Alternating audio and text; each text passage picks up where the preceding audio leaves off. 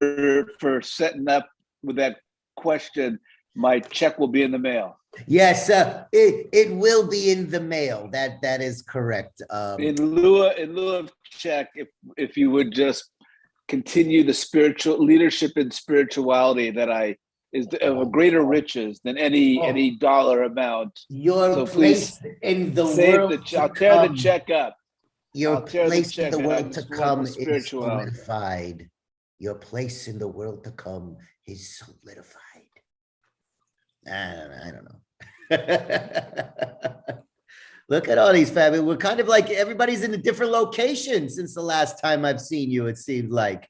I'm in my same space. I haven't moved. It looks different, Merle. Maybe the camera's different. Maybe the cleaning lady rearranged a few things. You got a haircut. I got a haircut and I have a black eye. I mean, you know. What are you talking about? What happened? Here. Oi, Imale, what happened? I had a fight with my feet in the parking lot at Fashion Square Mall Tuesday morning. You kicked yourself in the face? Yeah, well, you know, I'm very talented. I tripped over my own 2 feet, but thank God for my incredible eye doctor and our regular doctor and my chiropractor. I am 100% perfect and the eye is fading and my new glasses will be here in about 6 weeks. I'm so sorry to hear that, but thank God. Thank you. Okay, man, that's cool. It's been a couple of weird days. Arnie was out of town. Oh, Sharon was working, so I managed it all on myself. Well, look who needs attention. What's going on over here? There are other ways to have people pay attention to you, Merle. Yeah, well, you know, put me in bubble wrap.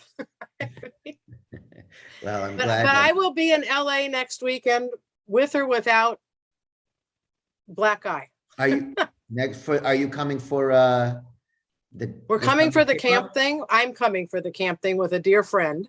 Great. And I'm going to services Friday night on the beach. Oh, and we're actually we're doing a tour of the pavilion and the temple on Friday morning with Nan. Oh, phenomenal. And my mother's yurt site is Friday night. So oh my goodness. I'll be there for everything that's important. Okay, sounds good. At my home, my other home. Your other home. My favorite place. Great. Wonderful. Okay, everybody. Well, it is just so fabulous to see who we got here. And then we got some of our fabulous friends over here are unable to put their Roz, are you able to connect to the audio? Says it's like I'm getting these kind of things with the. It says connecting to audio. Connecting. But let's jump in. Brad, are you wearing special headphones today? You don't normally wear those headphones, do you? Rabbi, I'm in a special location, so I have special headphones for this special time with you. Oh, so yes. And Brad's got his also. Fabulous. All right. So, okay, we got some interesting things to talk about here today. And I am going to, well, first, why don't we start with our fabulous blessing? Baruch atah Adonai Eloheinu melech haolam asher kitshanu b'mitzvotav v'tzivanu la'asok b'divrei Torah, that we will soak ourselves in Torah. All right, so we are on Parshat Emor, and I am going to, where to go here? I'm going to share my screen, and we're going to talk about a couple different things. There's some very famous things in this week's portion. We'll get to towards the latter third of our class. There's also let's see, share screen. Here we go. Share the screen. I'm gonna make it big enough for everybody to see. All right, and I want to get my whole crew up in here. Let's see, got everybody. I got everybody. All right. Oh, I'm giving away stuff. I got to get back to the top. Okay, so right from the beginning, we're talking about some interesting things about the priesthood, right? The Kohanim and their ability to offer the offerings up to God of the Israelite people. The Israelite people, right? This is like the Israelite people bring the offerings to the Kohanim. The Kohanim take care of business and do all of the offerings up to God. It's like the Kohanim are the intermediaries, right? The Kohanim are the intermediaries, which is, see, that was what was kind of interesting when Ben was like, yeah, my check can be in the mail, or instead just offer up X, Y, and Z, you know, in my name and whatnot. It's like, well, really, Ben, what do you need an intermediary for? You don't. And that's the thing that, you know, our Torah portion kind of says you do, but our kind of evolved is not the right word, but our maybe more, I don't even know, more progressive, but maybe the evolution of Judaism and Jewish practice wants to give that quote unquote opportunity, power, responsibility back to the people. But let's talk about this, because I found some very interesting things here. And I'm going to read. Does everybody see the text? Is it big enough? Yeah. Oh, thumbs up. Thanks, Lorraine. You know I love the thumbs up. I'm a big fan of the thumbs up. There's Harold. There he is. Got the picture. So God said to Moses, speak to the priests, the son of Aaron, and say to them, none shall defile himself for any dead person among his kin, except for the relatives that are closest to him, his mother, his father, his son, his daughter, and his brother. Also for a virgin sister close to him, because she has not become someone's wife, for her he may defile himself, but he shall not defile himself as a kinsman by marriage, and so profane himself. So what is going on here? What is going on here? Can anybody kind of sum it up and maybe even give a little, how do they feel about that? Merle, what's going on here? Is this where the piece comes from, or the comments come from, that if you're a Kohen, you aren't supposed to go to a funeral? Yes, you're not supposed to. Yes. Okay, yes. so I was told, if you're in an airplane, don't fly over a cemetery. right. Okay, so I was given a bunch of bull when Mother died because I was at her funeral. This person knowing that I was a Kohen. And then I was told by somebody else, I don't remember who, that because she's my mother and I inherited this title, so to speak, that it was okay to be at their funeral. So I've always been confused by this paragraph. Well, and you know what? You're missing one very important point, which I'm not surprised that you're missing this point. But does it even apply to you as a female? Right. All of a sudden. Well, yeah. And this person who made the comment, all I remember is that she felt that she was more religious and more capable of telling the rest of us what we should be doing or not, whether we're male or female. Interesting. Okay, interesting. So what is this saying about the role of the priesthood? What is this saying about the role of the priesthood? Right. So it's as if the priests are being, and I'm going to use this deliberately, held above everyone else, that they are supposedly better than everyone else, right? Don't defile yourself. Everyone else, fine, defile away. But for you, the priests, don't even do it. Not even for your sister, if she's married. You can't do it, right? So what is this saying about the role of the priest and who they are to the people and the way that the people are supposed to be, that they're supposed to relate to the priests? It seems that the priests are really unrelatable and they're held to a different standard, right? Okay, so that is kind of where I wanted to go with this today a little bit. What does this mean to hold our leadership to a different standard? Because now check this out. You ready for this? This is very interesting to me.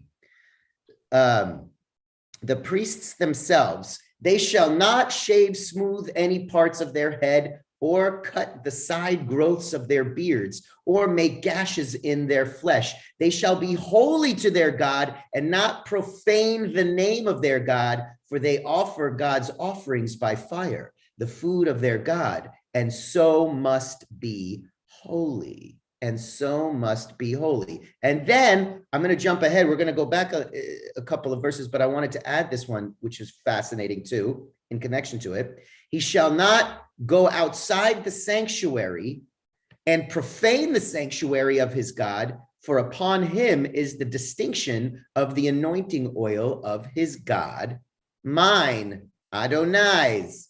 All right, so what is it? What's going on here? Especially in comparison to the first piece that we read. What's going on here? Does anyone have an idea or comment? Rabbi, I don't have a particular extension to this, but I did wanted to point out that the way in which you describe it, the separation of how leadership versus tribe relates to one another is very similar to how Jews relate to the rest of humanity, in that you are, in the way in which you're describing it, I can see some parallels. Look at you, Rain, you're going right where I was even thinking. Whoa! Fancy. So I it's not an extension to this, but I just wanted to point out that it just struck me very similar parallelisms. This is fabulous. That's fabulous.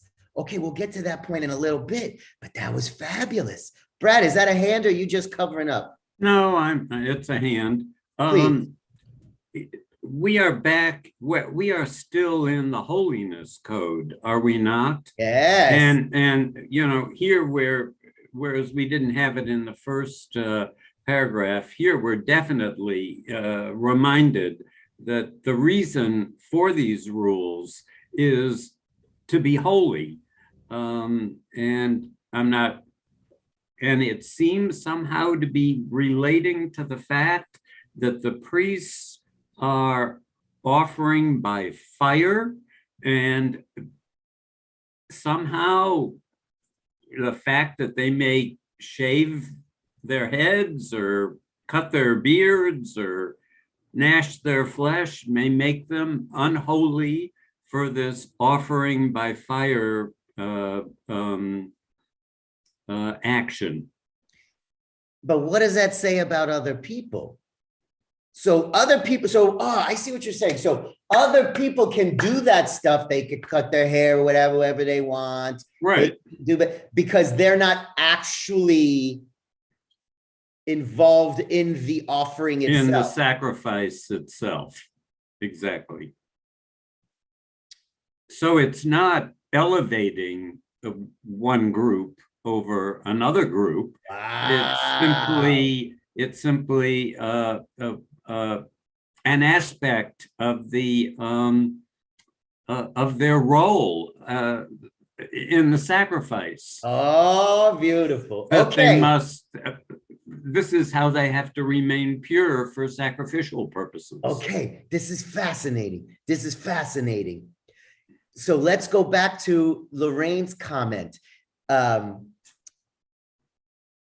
Let's make the parallel to what Brad just said, because I love that, Brad. Thank you.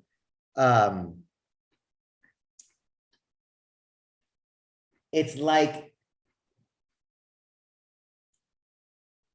in the Aleinu prayer, right? When it was saying that that we've been separated out. It goes back to like the chosen people, this idea of chosenness, and Or Legoim, the light unto the nations.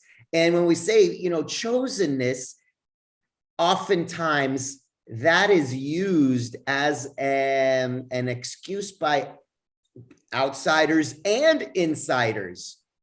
Outsiders to say, oh, look who thinks that they're better than us. And insiders to say, yeah, that's right, we're better than you. Versus chosenness doesn't make us better or worse. Those are not the right words, but that everyone has a role to play. And this is the role, this is the responsibility that we are given. And there is a lot of hard work and responsibility that comes with that responsibility. Right. And I think that that's kind of where Brad is going, is like, yeah, it's not that I'm quote unquote so much holier than you, special you, but this is the kind of thing that we need to do in order to get to this next place and to help out in the sanctuary, to do these kind of things. I have to be quote unquote, what was the word you used? Holy, right? I have to make sure I'm in that holiness bubble, if you will, before I offer. And it's even, so here's the thing, and this is where I find it very fascinating, this idea of holding our leaders to a different standard. And is that okay or not? Is that acceptable, right? He shall not go outside the sanctuary and profane the sanctuary of his God, for upon him is the distinction of anointing oil and anointing of God's oil on his head, and that they shall not cut their heads. You got to look good. You got to look the part, and they shall be holy and not profane it. You can't talk smack. Do not profane the name of their God. So right here, it's saying that the Kohanim, they have a very important responsibility, but as part of that responsibility, there's a certain way they have to look, and there's a certain way that they have to present themselves, and a certain way that they need to talk and speak, right? And this goes beyond, just saying one thing, but really feeling another, because here we're saying that God's going to know what you're feeling or not feeling, if your words are really just words, or if you mean what you say. But here it is, it's saying that it's okay for other people maybe to like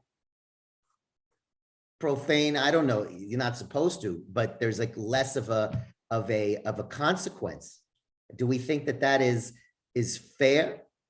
Is fair even the right word to use here? That we are going to hold our leaders to a different standard that either we would not hold ourselves, or that we don't have to hold ourselves to, or that we don't have to hold ourselves to. I'm going to go Safta, Pnina, and then Merle. Can you hear me? Yeah. Okay, I have a question. I can understand that they shouldn't be bald in their heads, because this is what the non-Jews at the time, like the Egyptians, had the shaved head and stuff. But they do have to leave, to take off. No, they have to leave the mustache and the beard, or take this off. There's just certain parts of it. Yeah, they got to leave their mustache. And then it says a sentence, ובבשרם לא תבוא שריטה. Does this mean that they weren't circumcised? And there shouldn't be even a scratch. So I think it's outside of circumcision. That doesn't count. Okay, because it doesn't say. Yeah, it's outside of circumcision.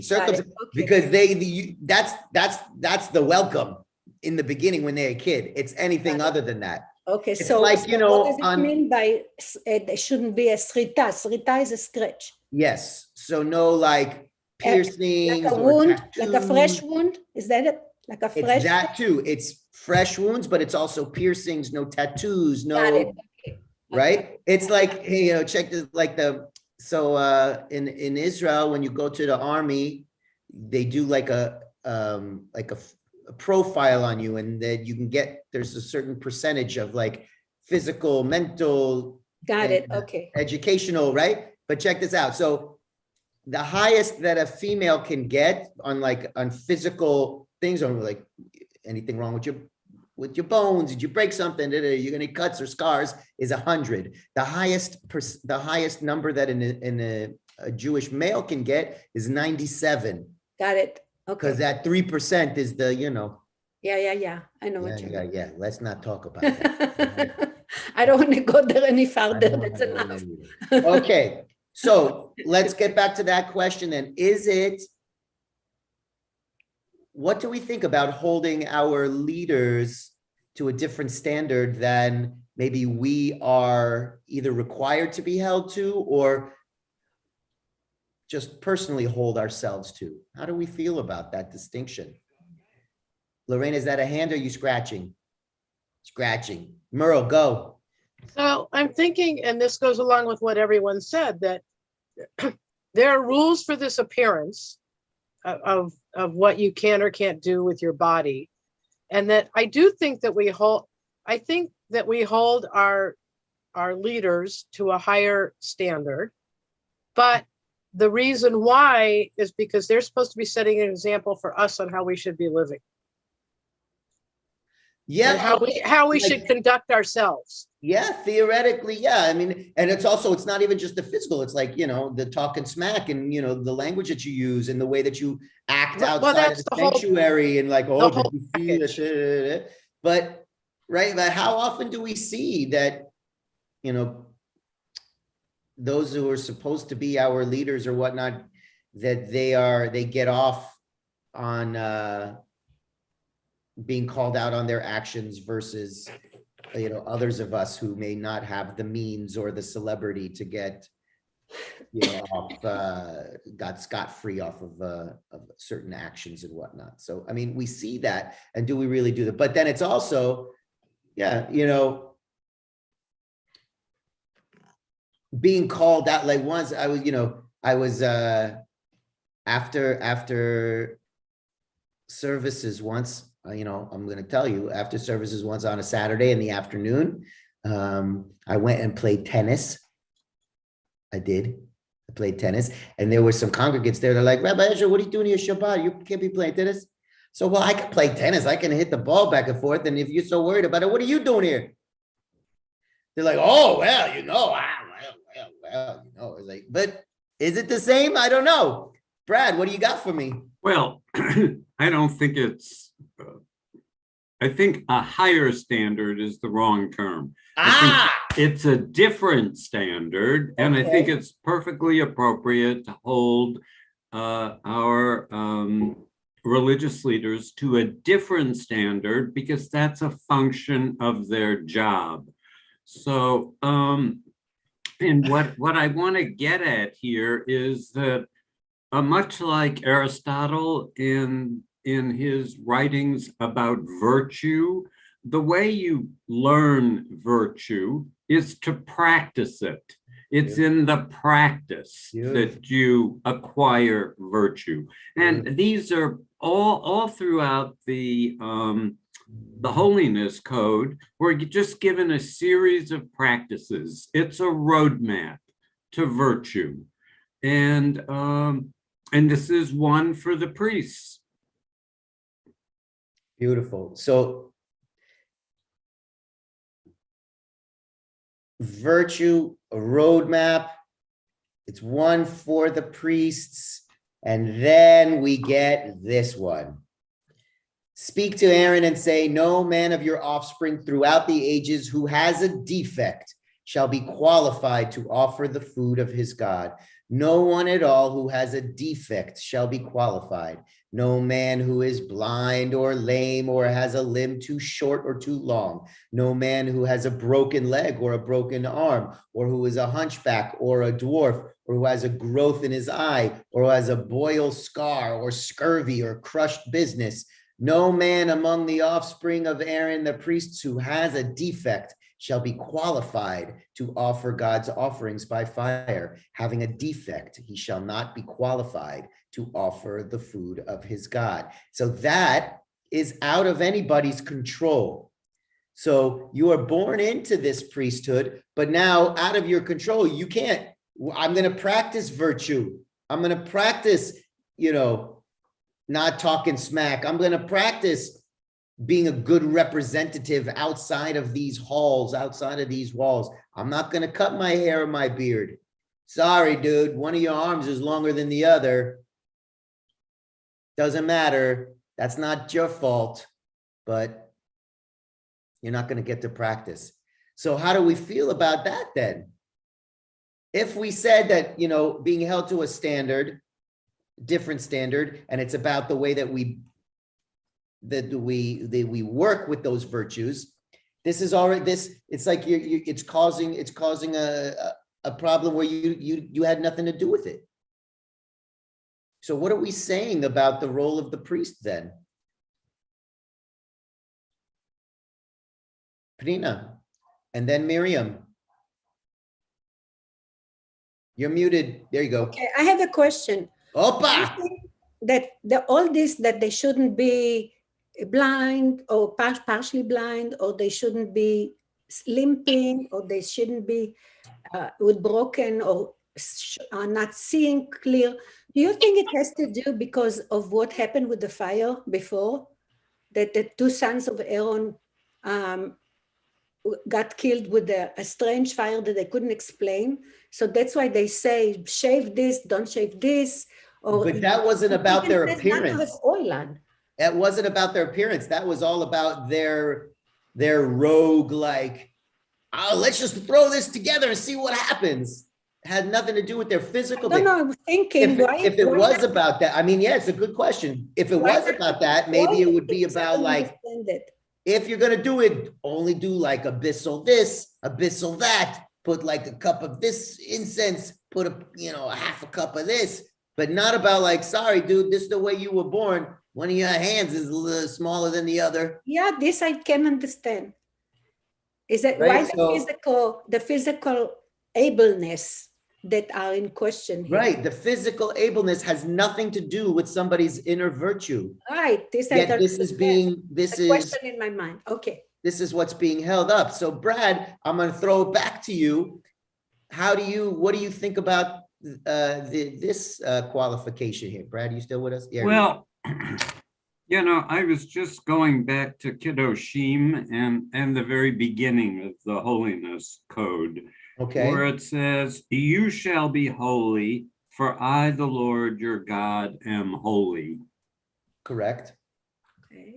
So to the extent that this individual, through these defects,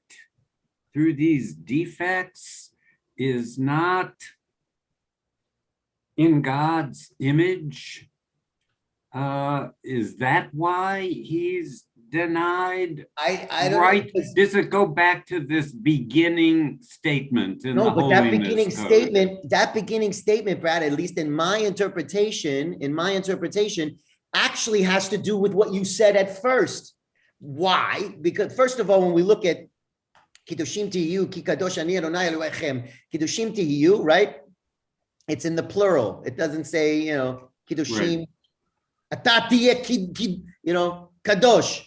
It says, you all be holy, all of you. It's speaking to everybody. There is no separation saying, you priests be holy, you Levites be holy, you other people, kind of holy, be holy. And when it says you be holy, that implicitly says to me that holiness is not intrinsic, and that it is something that we have to work towards and aspire to and work towards, which goes back to what you said about standard and virtue and practice. So if that is the case, something that you have no control over, about like, my one foot is smaller than the other, one hand is longer than the other, all of a sudden, sorry, all those other things I said to you before about be holy, can't do it, sorry, because you got some messed up looking hands. Rabbi? Yeah, oh, sorry, Miriam, you're right. I totally skipped over you. My bad. Oh, sorry, Miriam. Go ahead. It's easy to skip over. God forbid. Don't say that. That's not true. Anyhow, I have this personal reaction, if I may say. I do not have a question about it. I feel this way. The Bible has magnificent things to tell us. it talks a great deal about slavery. You may not physically harm your slave. You must feed your slave before you eat. Other things like that about treating your human being. You may not put a stumbling block in front of them. And then, of course, the rabbis go on and interpret what stumbling block means in so many ways, mental, emotional, physical, etc. It says, it gives us a blueprint for being chesed. It gives us a blueprint to treat your fellow man. And it says, etc. Now, when it says something like this, I totally disagree with everything it's saying. It goes against my personal beliefs. Because a man is born blind, because a man is born lame or becomes lame, because a man has physical defects. How dare the Torah tell them that they are worthy? They are telling us that we should live up to many high standards, but we don't have to do this because these are people that are not B'limum. These are people that have infirmities. They have things wrong with them. And the whole idea is negative to me. But so what? Do I have to love everything that everything says? Here we have a constitution that nobody's paying attention to. Okay. And so what do we do with this? I know what I do with it. Yeah, what you do. I don't agree, and I'm perfectly happy. There is so much I do agree with. That's beautiful. That's kind of like Rabbi Leder taught me something really special when I was struggling with the Akedah, and I was going to write something for Rosh Hashanah, and he was like, look, sometimes we learn how to be from the negative, and we're like, it's almost like this is a moral or a virtuous test of ourselves. To say because if we did totally agree with this, maybe that means that there's something wrong with our moral compass. That's a really good point. Okay, I saw Brad, Merle, Penina. Did I miss anybody? Okay, Brad, Merle, Penina. Brad, Merle, Penina. Well, I don't think that this is saying that this infirmed person can't be holy. This person can indeed be holy and can practice virtue. What this is saying is that this person cannot perform the sacrifice. He is not, he can't, this is one area where he is excluded because of his job. It's job related, as I started to say before. Fascinating. Okay. It's job related. So it's just like you have to have a certain, it's not saying that, look, you might be great, you're virtuous, you're a wonderful human being. That's not what we're saying. What we're saying is there are certain things that you need in order to do this particular job. Maybe we're going to find you another fabulous job, but that for this particular job, this is what you need. Is that what you're saying, Brad? Exactly. Fascinating. Ooh, that's really, really interesting. That's really interesting. I don't know how to sit with that. It doesn't sit with me, Brad. Sorry. I know, but I hear what you're saying, I mean, I have a problem with this.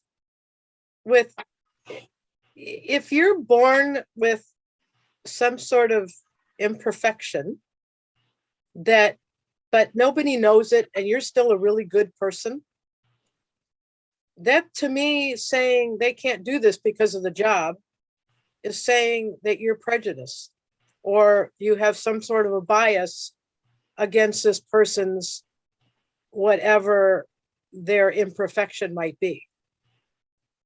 So this is fast. Okay, so and I don't find that Jewish. That's really interesting.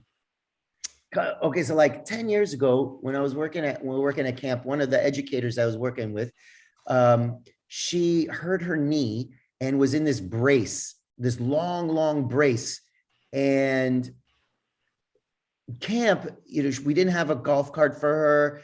She was going to have to use crutches, and it hurt for her to use crutches, but she needed to, in order to do her job, go from one end of camp to another. And camp is long, right? And linear, and it's uneven ground. So she was like, she couldn't fulfill her responsibilities that she was hired to do because she had this hurt leg. But at the same time, it's not like you could just say like, oh, sorry, kick you to the curb, right? You're done.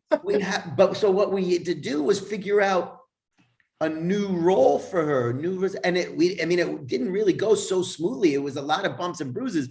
Eventually we figured it out, and she figured it out, and we kind of worked together. But the experience was very different for her and for the campers that she was teaching and leading in tefillah and all those kinds of things. That makes sense, but it was temporary. Yeah, but she wasn't born with it. That's true. I don't know. That's a really good point. It's borderline of, well, is it prejudice? What does that even mean in this sense? Is it prejudice, or is it saying this is what you need in order to fulfill this job? If you don't have X, Y, and Z, then you can't do this job. Is that prejudice? Is that okay to say? I don't know. I don't know that there's an answer.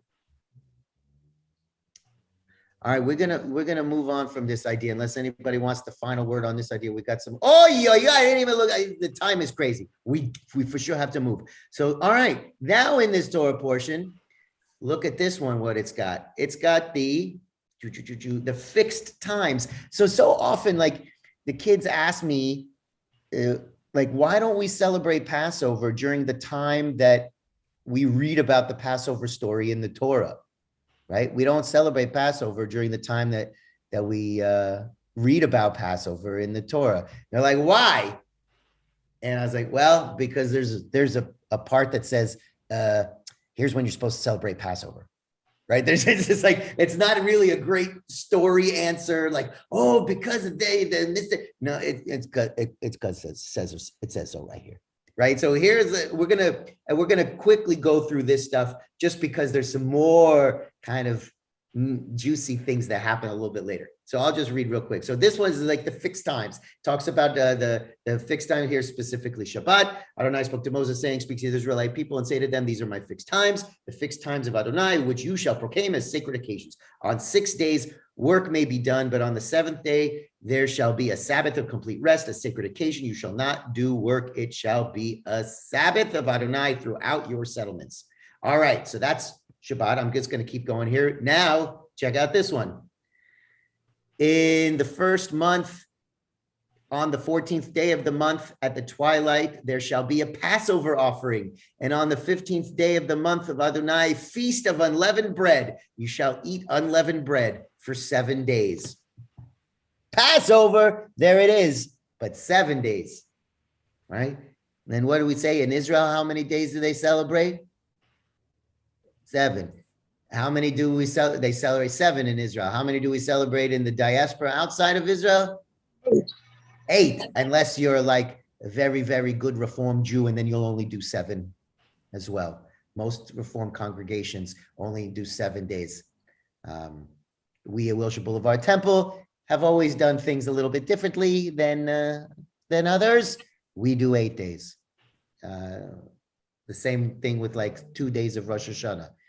We do 2 as opposed to do 1, and many Reform congregations only do 1. So this is the reason, right? Even there, it just says why we're doing that. And there is more to talk about, but I'm on purpose moving a little faster so we can go and get to some of the other things. Then, now this is also very interesting.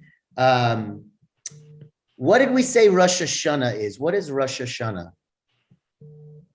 It's the new year, right? We say it's the new year. But if it's the new year, one would think, like, especially in our Gregorian calendar, the new year is celebrated on the first day of the first month, right? The first day of the first month. But Rosh Hashanah, our head of the year, the first of the year, get ready for this.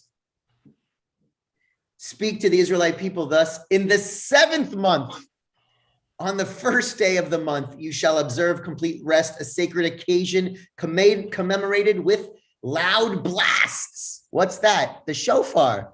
Yeah. Right? Yom Teruah, Yom Teruah, right? It's the day of the blast. You shall not work your occupations, and you shall bring an offering. Spoke to us saying, so right there, it's saying that the Rosh Hashanah, everybody think, oh, it's the head of the year, it's the new year. Well, it just said it's on the 1st day of the 7th month. Huh? What's going on there? What's going on there? How many of us knew that? That's kind of a little good because, and Passover, it even said, what did we say Passover was? In the 1st month, on the 14th day of the month. So Passover actually happens in the 1st month of the year, of the Jewish calendar year, yet Rosh Hashanah is the 7th month, yet we always say Rosh Hashanah is the new year. So what's going on here? There's many different new years. There's many different beginnings. Penina's shaking her head. Drop some knowledge. You're muted.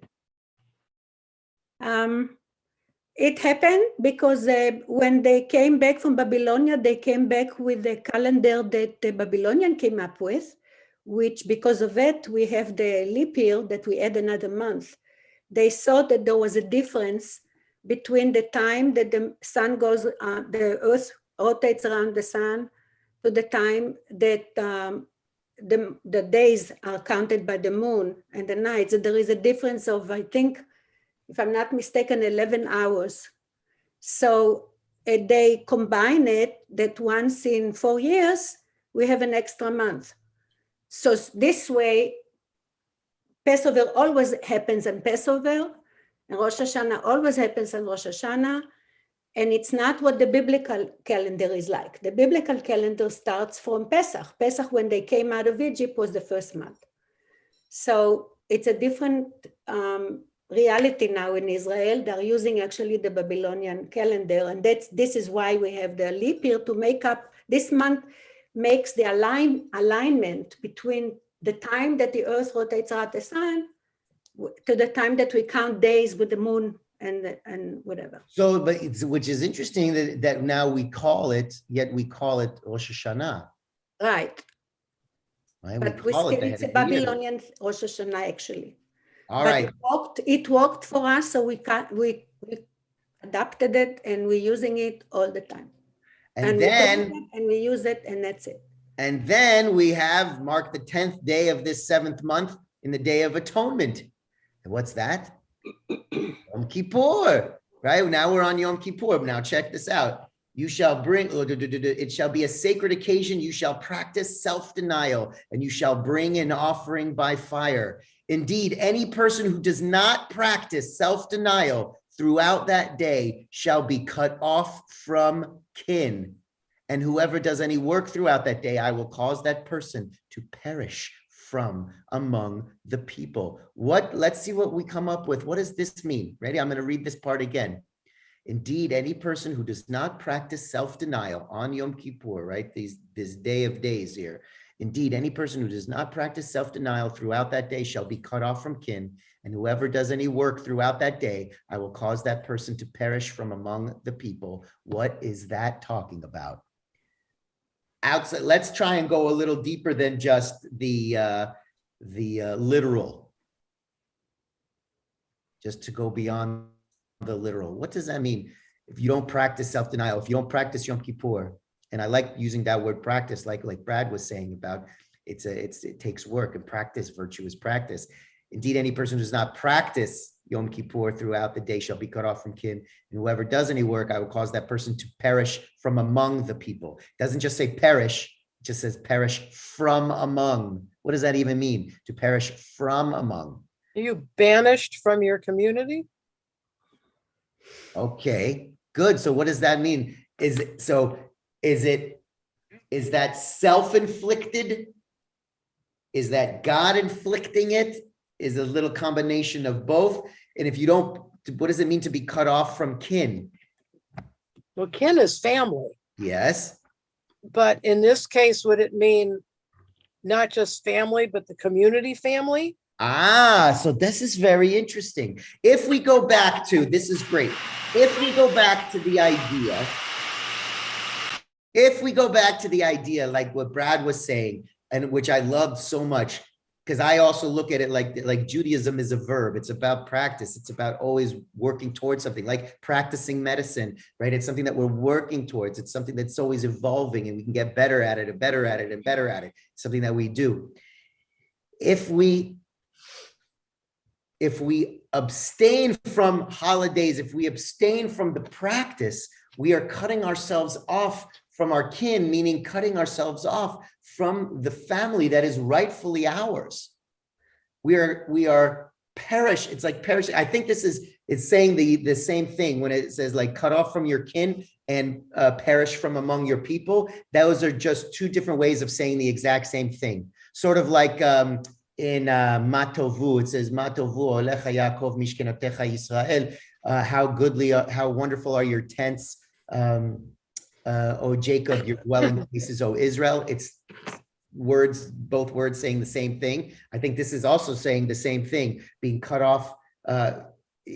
You're cut off from your kin and perish from your people. Cut off from your kin. Oh, that is alliteration. Cut off from your kin and perish from the people. Cut off from your kin, perish from the people. That means if you don't put yourself out there and do the work, right? If you don't practice the virtue, right? You're going to be basically cutting yourself off from the family that is rightfully yours, right? You're cutting yourself off from the family that is rightfully yours.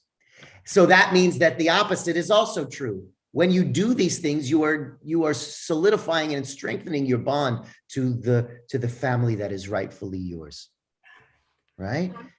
Go, Pnina. I just want to finish my thing about the calendar. In other words, we are using a calendar that's using both the lunar and the solar. The Chinese, for example, are only doing lunar. Some, I don't know who, are doing only solar, but we're doing in Israel both. The Jewish calendar goes according to both the lunar and the solar. That's it. Fabulous. Thank you. Okay. Lorraine. All right.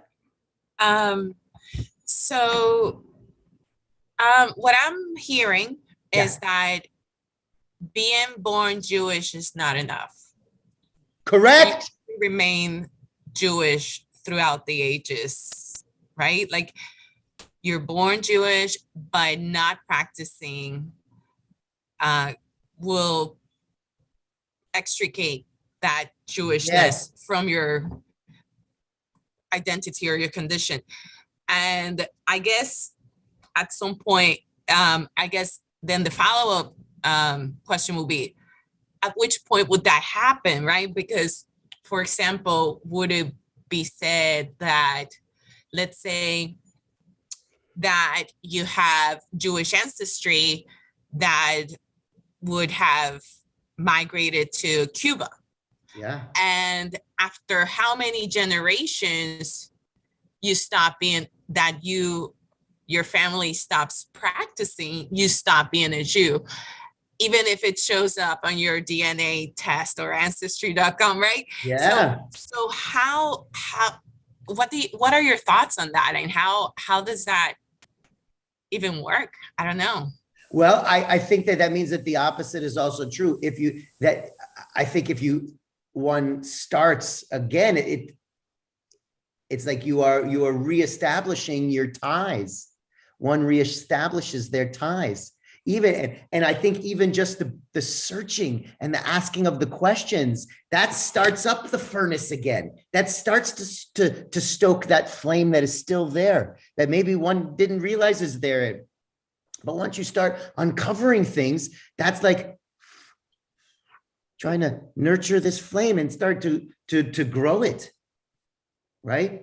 And even those who choose to join the Jewish people, right? That's also a divine spark of light there that they are nurturing, and it's going to just explode into this beautiful fire of phenomenal deliciousness, right? So it's not that it's gone forever, right? But there's always going to be something there if you want it to be. It's there for you in potential, but you have to make that step. to do the research, to find that DNA, to ask the questions, to kind of go like, oh, what's going on here? What are these questions? Why are my family used to do this and I didn't realize? I thought it was because of X, but it's really because of Y, right? Lorraine, does that begin to kind of answer the question? I'm interested in learning about, your thoughts on that. Not that reflects my particular scenario, but it can reflect other scenarios that absolutely 100%. It's always there if you want it to be, but you have to do something about it. Right. You can't be like a passive observer there. I'm going to go Brad, and then I'm going to go Miriam. So I'm coming back to this idea of practice. Yeah. Because for Aristotle, practice is a requirement for virtue. Yeah. For us, practice is a requirement for holiness. What's the distinction that you would make between virtue and holiness? I wouldn't. I look at it as a different way of explaining the same thing. For me, that's the way I look at it, right? And that goes to the question of universal versus the particular, right? And my feeling and why I choose to do what I do is that if we solely teach on the universal, then it's not really rooted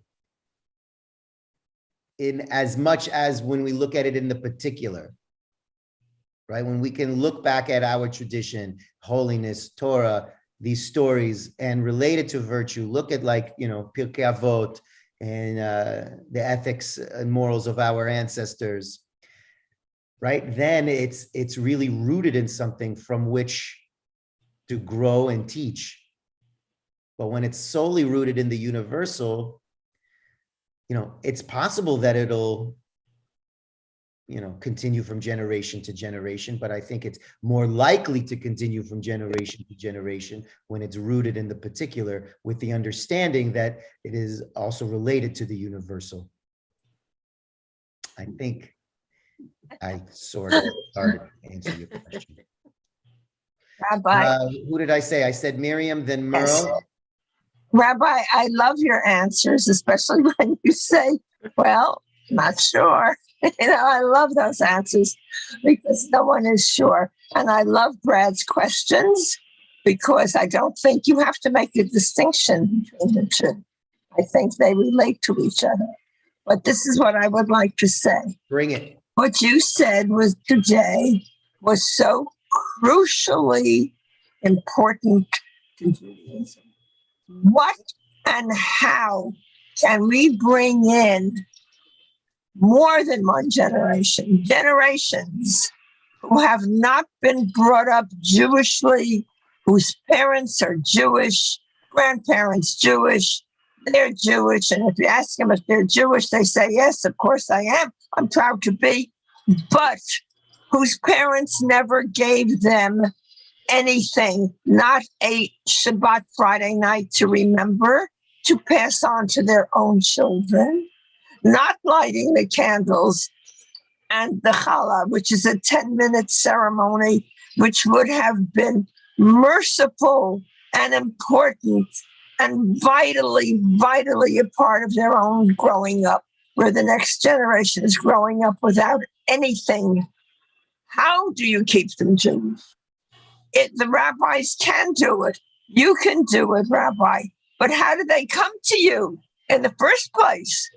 How do they even get into your presence, into your physical presence, so that you can see them, so that you can talk to them? This bothers me intensely. I don't have good answers, but I know that we have to do it for the next generation and not bring up another generation of Jews who know nothing Jewish, who have never looked at a Hebrew word and cannot speak one, who have never opened the Bible, who know no rabbis whatsoever and lead perfectly what they call normal, fulfilling lives, but at the same time, what's happening? Thank you, Miriam. Merle. Oh, excuse me. I'm commenting on what Lorraine said earlier, that I was born Jewish, but I had an awful, awful biological father. And my mother was able to get a divorce and remarried. And I was like 6. And what my parent, and I always grew up with this feeling that, how do I get away from this horrible man and what he expected my mother and I to be? And it was through temple and camp that I got the Judaism that I needed in order to get through what this man did.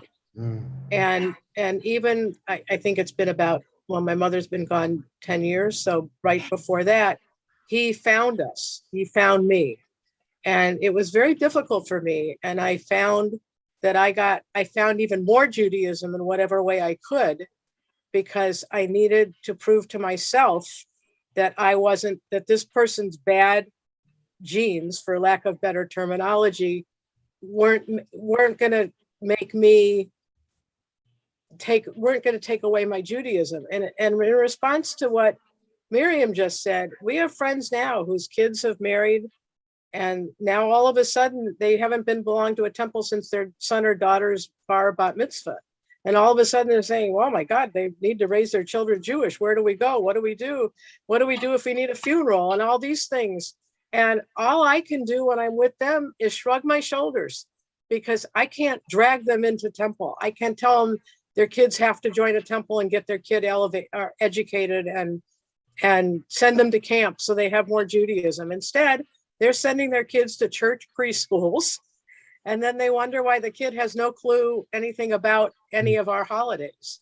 So I think, in answer to Miriam, I don't know what we can do except hope that they figure it out. And yes, and the fact that there is the potential for a question means that there's hope. The fact that there's a question means that there's hope. If there's no questions, that's when I start to worry about hope. But look, here's the thing also. It's already after time, and I'm already late for another meeting. They're calling me saying, where are you? And I say, wait, Parshat HaShavuah, it's timeless. You can't fix my time, Parshat HaShavuah. I'm sorry. So friends, we got to get going. And here's the thing. You ready for this? You're so not going to be happy with me right now, because I'm about to tell you what we didn't even get to. You ready? You ready? I'm going to even show you. We got to get it. No, I'm going to show you. You're going to be upset at me because we're not even talking about this today. We need longer classes. Oh, where's the line? Yeah, an eye for an eye, a tooth for a tooth. Yeah, eye for an eye, tooth for a tooth. This week, eye for an eye, tooth for a tooth. And we didn't even talk about it. I can't believe it.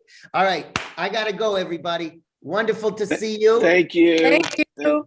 Shabbat Shalom, everyone. Oh, I can't believe we didn't even talk about it. Thank you. Bye-bye. Thank you. Bye. Thank you. Rabbi, I think you're wonderful. Well, what do I He is wonderful. Merle, you are too.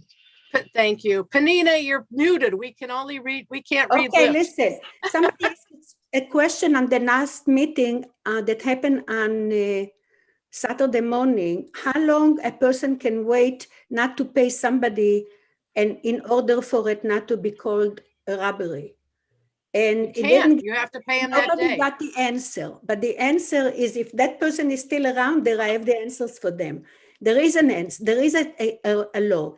You're supposed to pay him before Shabbat on Friday, so you can have money to buy and to make a nice Shabbat. So that's it. Shabbat shalom. I have to run.